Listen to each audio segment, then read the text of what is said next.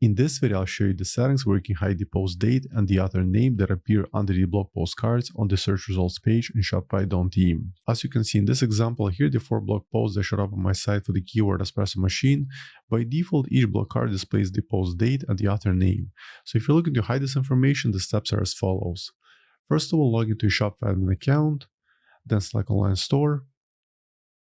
Now look for your current theme, in my case it's Dawn, and then select Customize. Once the editor loads, at the very top, click on the drop-down menu, then select Search.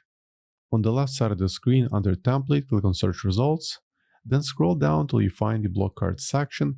As you can see in my case, the date and author are enabled by default. Let's then check both of them.